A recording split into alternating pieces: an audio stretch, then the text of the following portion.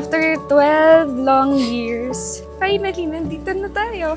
Pero bago yun, happy anniv nga pala. Oo nga, happy anniv.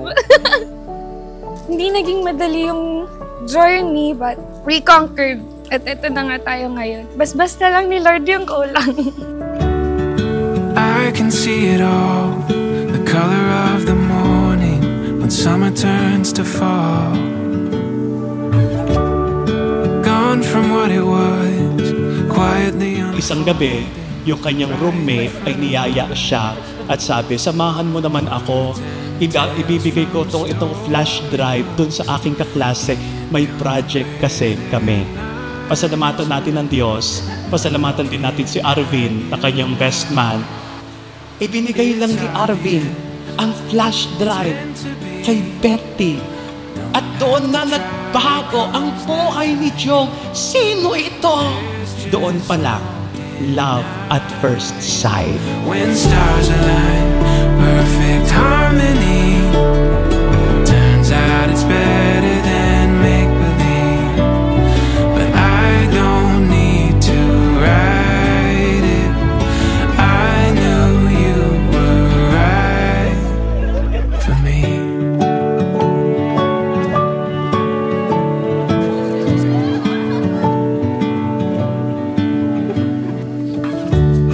Remember how we are, living every minute, loving every part.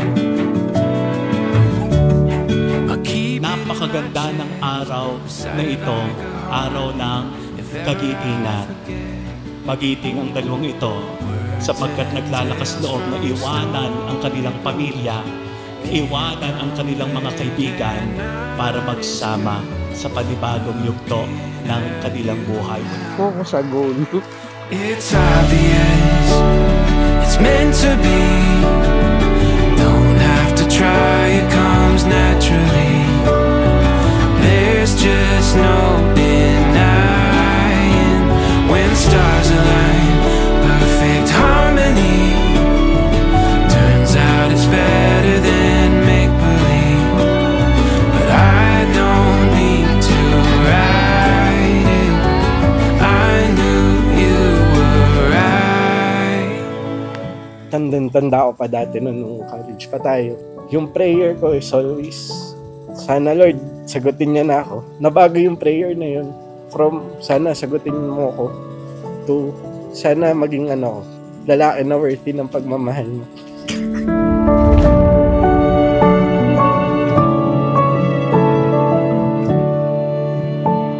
Nagsimula ito sa flash drive at umanto ngayon sa Kiss the Bride.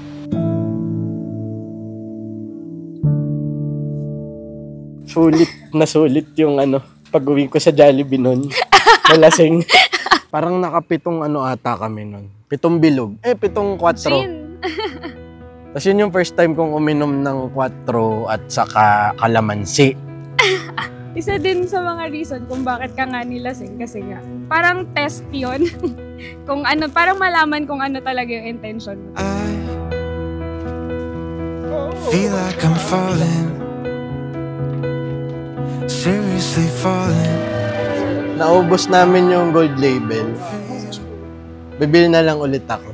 Alam ko naman na na nagiging protective lang si Tito sa'yo. Pero thankful ako kasi ito na. Pagkaalis mo daw, nag-iiyak daw si tatay doon sa mga kainan niya. Parang hindi niya matanggap na may boyfriend na ako.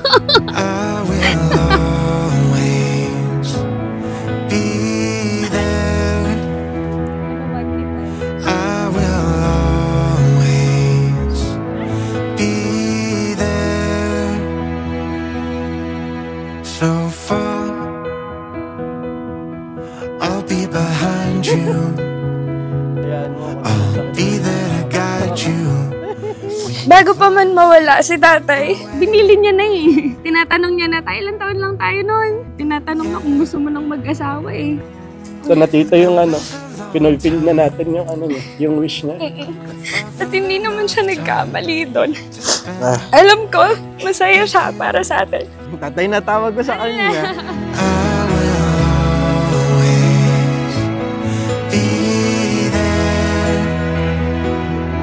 I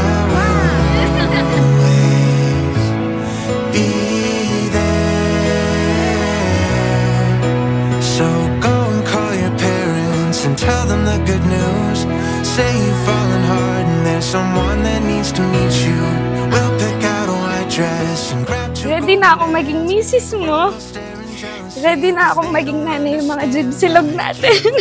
Sure ako na magiging happy at magiging happy tsaka magiging very tight kung ano man yung home na gusto nating i-build. I know, hindi tayo perfect. Kaya ang prayer ko kay Lord ay gabayan tayo kung paano tayo magiging mabuting magulang. I will always be there. I will always be there. I feel like I've fallen, seriously fallen hard for you. Very excited na ako na makasama ka for the rest of my life.